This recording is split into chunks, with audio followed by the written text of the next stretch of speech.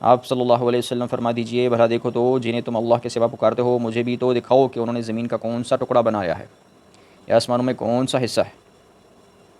اگر تم سچے ہو تو اس سے پہلے کی کوئی کتاب یا کوئی علم ہو جو نقل کیا جاتا ہو میرے پاس لاؤ. اس آیت میں اللہ تعالیٰ نے یہ بات بیان فرمائی ہے کہ وہ لوگ جو اللہ تعالیٰ کے سوا اور لوگوں کو پکارتے ہیں اور لوگوں کی عبادت کرتے ہیں، تو مجھے بتاؤ تو صحیح کہ انہوں نے زمین کا کون سا حصہ جو ہے انہوں نے وہ بنایا ہو. مطلب یہ ہے کہ دنیا میں اگر آپ دیکھیں تو بہت سے لوگ ایسے بھی ہوتے ہیں کہ جو کہ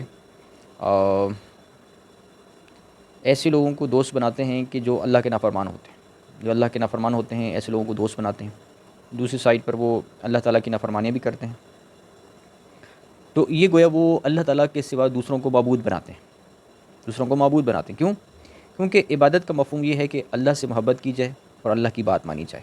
یہ عبادت کا مفہوم ہے. اللہ سے محبت کی جائے اور اللہ کی بات مانی جائے، اللہ کی باتیں مانی جائیں، اللہ کی اطاعت کی جائے.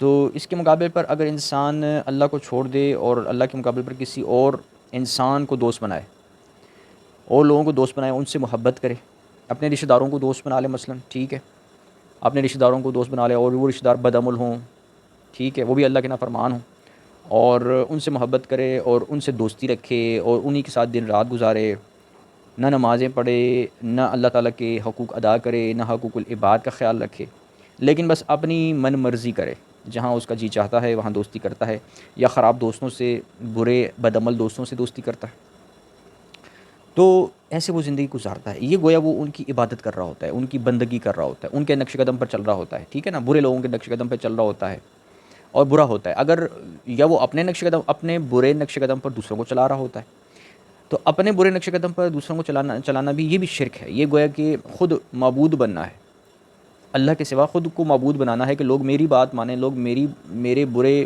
نمونے کو کاپی کریں، میرے بری باتوں کو، برے لائف سٹائل کو کاپی کریں، اس کے مطابق زندگی بسر کریں. یہ بھی شرک ہوتا ہے، ٹھیک ہے نا. جیسے کہ میں نے بتایا، شرک کا مفہوم یہ ہے کہ زندگی اللہ تعالیٰ کی مرضی کے مطابق گزارنی ہے، اللہ کی باتیں ماننی ہے، اللہ سے محبت کرنی ہے، ٹھیک ہے نا. اس میں پھر حقوق اللہ ہے، حقوق العباد ہے. جو کام کرنا ہے وہ اللہ کے لیے کرنا ہے. شادی کرنی ہے تو اللہ کے لیے کرنی ہے، ٹھیک ہے، اللہ کی مرضی کے تابع رہ کر کرنی ہے. حقوق العباد کا خیال رکھنا ہے تو اللہ تعالیٰ کا حکم ہے، ٹھیک ہے نا. بیوی بچوں کے حقوق ہیں، والدین کے حقوق ہیں، رشتہ داروں کے حقوق ہیں. تمام لوگوں کے ساتھ جو معاملات اچھے خوش اسلوبی کے ساتھ رکھنے ہیں وہ اللہ تعالیٰ کے حکم کے مطابق رکھنے ہیں. تو جب مشرک انسان جو ہوتا ہے وہ اللہ تعالیٰ کی پرواہ نہیں کرتا، نمازیں نہیں پڑھتا، نیک اعمال اختیار نہیں کرتا، اللہ تعالیٰ کی خاطر کوئی عمل نہیں کرتا، اپنے لیے کرتا ہے، اپنے مفاد کے لیے کرتا ہے، یا دوسرے جو بدعمل لوگ ہیں. ظاہر ہے برا انسان ہمیشہ برے لوگوں کو دوست بناتا ہے، تو برے لوگوں سے دوستی بھی کرتا ہے. تو جب وہ برے انسان ہے، خود بھی برا ہے، دوسرے برے لوگوں سے دوستی بھی کرتا ہے، تو وہ خود بھی مشرک بنتا ہے.